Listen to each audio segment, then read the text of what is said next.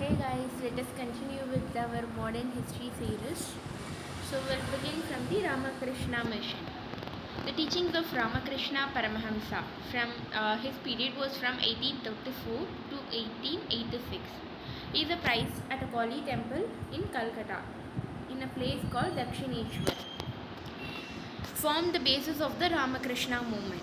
Two objectives of the movement were, what are the two objectives? To bring into existence a band of monks dedicated to a life of renunciation and practical spirituality. So he want to make many people who are into spiritualism, right? Like that only he made Vivekananda also, from among whom teachers and workers would be sent out to spread and he want those messengers to spread the universal message of Vedanta as illustrated in the life of Ramakrishna. To carry on preaching philanthropic and charitable works, looking upon all men, women and children, irrespective of caste, creed, color, as veritable manifestations of the divine.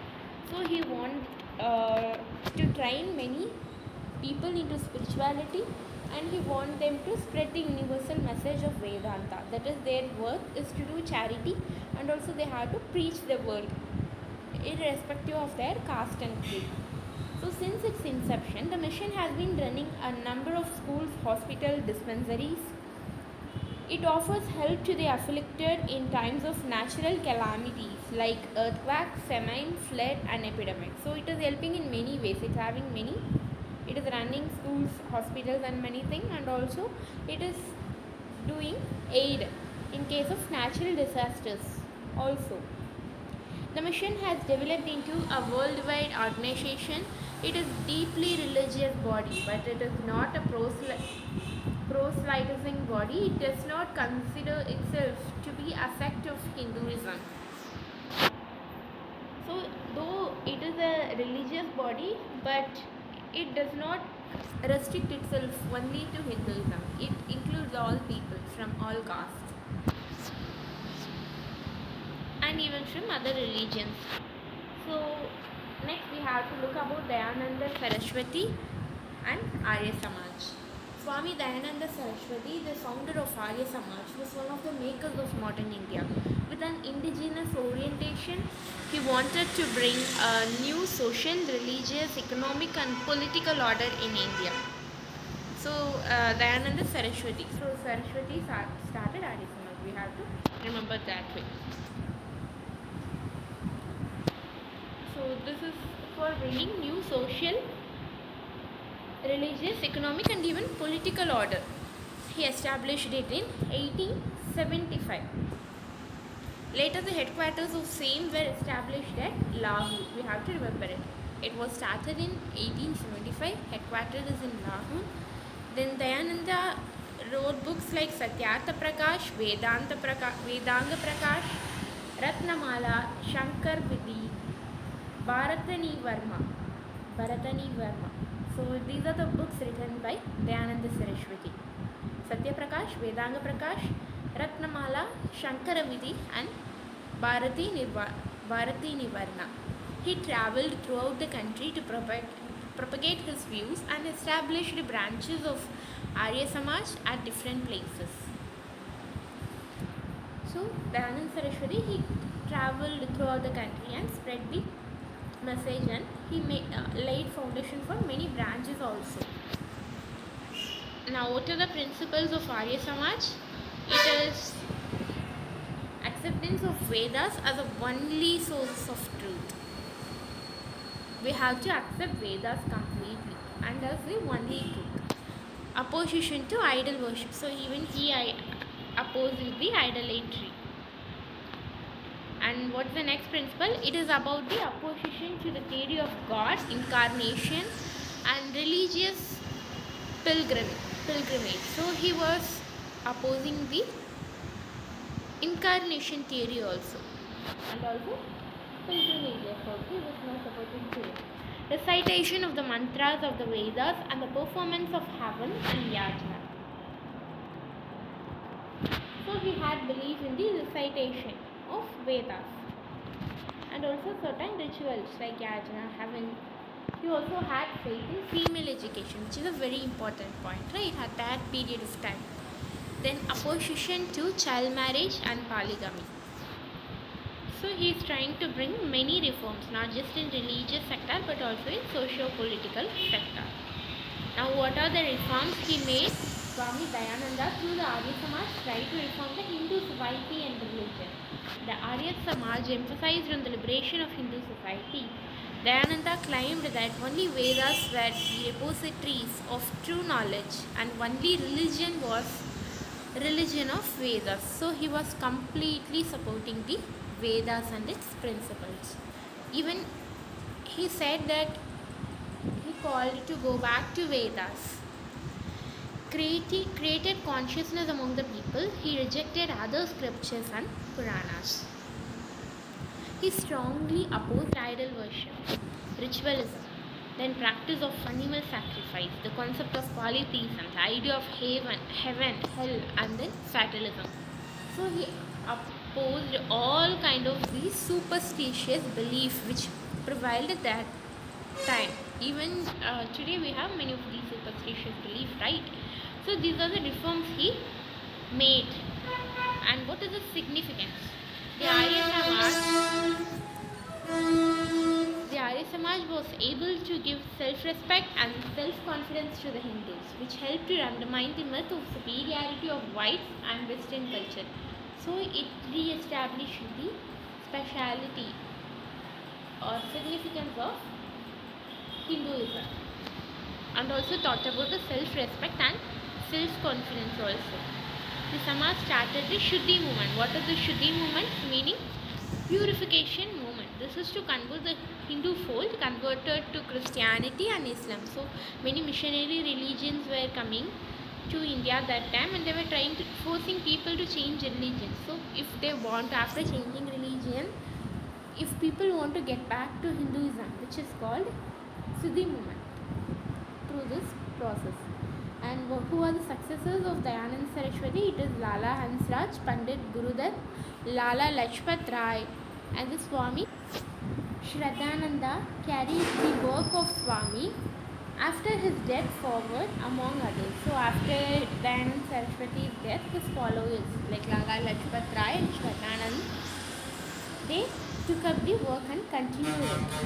In 1893, the Arya Samaj members of the Punjab were divided on the question of vegetarianism. So there was a conflict or question of vegetarianism, and the Arya Samaj divided into two parts in 1893. The group that restrained from eating meat were called as Mahatma group, and the other group the Cultured Party. So there was a split. One group is called Mahatma. They were ready to give up the meat, and the other group is called Cultured Party. Now the next movement is about the temple entry movement. So this was started by Sri Narayana Guru, Kumaran Asan, T.K. Madhavan. So all these people in 1924, Vaikom Satyagraha led by K.P. Kesava was launched in Kerala, demanding the throwing open of Hindu temple roads to be untouchables. So Narayana Guru, Kumaran Asan, Madhavan, they all in 1924, we all know Vaikam Satyagraha happened, and it was led by Keshava in Kerala. So they were demanding for the opening up of Hindu temples for the untouchable people. This movement later became the temple entry movement. The Satyagraha was reinforced by Jathas from Punjab and Madurai. Gandhi undertook a tour of Kerala in support of the movement. Again in 1939, when the civil disobedience movement was suspended, temple entry movement was organized in Kerala. So in 1931, CDM was suspended, after which temple entry movement it was conducted again. Inspired by K. Kelappan, poet Subramanian Tirunur Nambu, led group of 16 volunteers to Guruvayur. Leaders like P. Krishna Pillai and A.K. Gopalan were among the Satyagrahis. So, inspired by Kelapan, poet Subramanian, Tirur Nanbu. So, after getting inspired, Tirur Nambu, he led 16 volunteers to Guruvayur. And many leaders like Krishna Pillai and A.K. Gopalan also joined the temple entry movement. In 1936, the Maharaja of Travancore issued a proclamation throwing open all government-controlled temple to all Hindus. So, based on their pressure, the Maharaja of Travancore, he opened up the temples to all people. A similar step was taken by the Sri Rajagopalachari administration in Madras in 1930. The same thing, a similar kind of thing happened in Madras also. These movements were inspired by Gandhian ideology of non-violence and satyagraha. So yeah, these were inspired from Gandhiji also. Now what's the difference between reformism and revivalism? Let's look into them. Reformism is like a social reform. Revivalism is like it is again social reform, because in reformism we just reform a particular thing, but in revivalism we destroy the old and create new. We are reviving it completely. So it is by the help of British colonial state. It brought against. So reforms are like helping the British, whereas revivalism it is like opposing British. And it was influenced by Western Enlightenment, and we were influenced by ancient Indian religion, revival, Indian spirituality, superior. So based on all these feelings, revivalism will happen. And not critical of colonial state. Here it's self-confidence to India by declaration. So it is kind of criticizing the British. These are done by moderates, whereas revivalism is done by extremists. Now who are the Islamic reformers and their contribution? We'll look at them. First reformer is Abdul Wahhab of Arabia and Shah Wali Mullah. Period 1702 to 1763. Abdul Wahhab. So he conducted a movement called Wahhabi movement or Waliullah movement, which is a revivalist movement. Abdul Wahhab of Arabia. So revivalist response to Western influence and degeneration which had set in among Indian Muslim and called for a return of true spirit of Islam. So it acted as a response to Western influence. So they were asking the Muslim community to get back to their religion itself. India was considered to be Darul Harb, land of the Kafirs, and it needed to be converted to Darul Islam, land of Islam. So they want to convert India into Darul Islam. And what is the significance? It's popularized by Shah Abdul Aziz and S.A. Barelvi, Shaykh Ahmad Barelvi, who had gave them a political perspective. Initially the movement was directed at the Sheikhs in Punjab, but later against the British. During the 1857 revolt, the Wahhabis played an important role in spreading anti-British feeling. And the next personality is Mir Nitar Ali. He is known as Titu Mir. So we all know Titu Mir movement, which is also a revivalist movement. So he was a disciple of Syed Ahmad Barelvi. Mir adopted Wahhabism and advocated the Sharia. So Titu Mir, he was a disciple of Barelvi and he adopted Wahhabism and also advocated the Sharia. He organized a Muslim peaceard to Bengal against the landlord, who were mostly Hindus and British indigo planters. So he was conducting a type of peasantry revolt. And the next personality is Haji Shariatullah, Faraidi movement in 1818 and East Bengal, which is revivalist. organized on the Islamic pillar of faith. Aim: eradication of social innovation and un-Islamic practices among the Muslims and asked to perform their duties. So this is Haji Shayatullah. He started the Faradi movement. So what was the main aim? Eradication of un-Islamic practices. So this is also kind of orthodox reform kind of movement. Movement survived as a religious movement after the death of the Dudumian. So after Dudumian, it just was a religious movement. Dudumian leadership. The movement became revolutionary from 1840 onwards. He provided organizational system. They organized a parliamentary force armed with clubs to fight the zamindars. And the next one is Mirza Ghulam Ahmad. Ahmadiyya movement, 1889. And this is a reformist movement. Earlier we saw revivalists. All the three were revivalists and this one is reformist.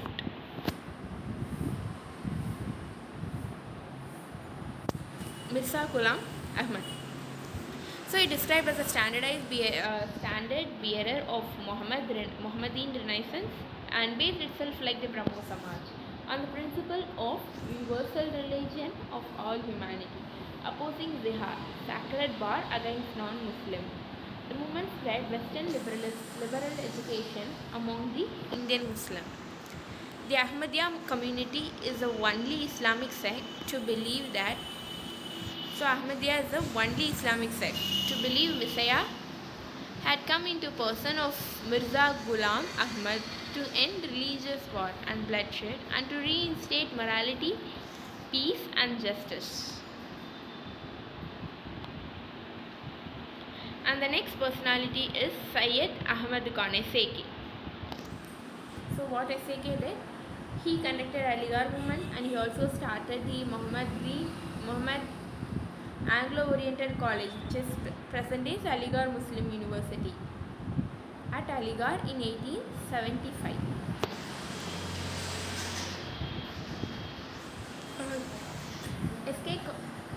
S. Khan was loyalist member of Judicial Service of Government. In 1878, member of the Imperial Legislative Council and in 1888 awarded knighthood. So Khan was a very loyal person in the judicial service. In 1878, he was a member of council and in 88, that is 10 years later, he even got knighthood. And then what are the opinions? Religion should be adaptable with time or else it would become fossilized and that religion tenets are not immutable. He survived women empowerment and opposed the Persa system. And what was his background? British thought Muslims could be used as allies against rising tide of nationalist policy activity. This could be achieved through various concessions to Muslims. And some Muslims were ready to allow the official patronage to stimulate a process of growth among the Indian Muslim through better education and employment opportunities. So he was the main person behind many reforms for the Muslim people. Aligarh movement emerged as a liberal modern trend among the Muslim intelligentsia. Soon Aligarh became the center of religious and cultural revival of Muslim community. So his next book was Rahutubul Akhlaq. And he even opposed polygamy and condemned the system of piri and muridi. He even preached the basic commonality of Hindu and Muslim interest. He opposed the Congress on ground that it will lead to political monopoly of Hindus. So to support the minorities, he was opposing the Congress also. Now, what is his main objective? Social reform among Muslim, imparting modern education. Then ideology. His ideology is liberal interpretation of the Quran so as to harmonize Islam with modern liberal culture. So he added a little bit of liberal feature in the Quran. And the last personality is about Muhammad Qasim Nanutavi, 1832 to 80, and Rashid Ahmad Gangohi. Muhammad Qasim Nanutavi, Rashid Ahmad Gangohi. The Deoband School, Darul Uloom, Deoband, in Saharanpur district, UP, 1866, revivalist. So the Deoband School, which is Darul Uloom, was started by this particular person, which is Nanutavi, Qasim Nanutavi, in Saharanpur, UP. This is also a revivalist movement with the twin objective. What are the two objectives?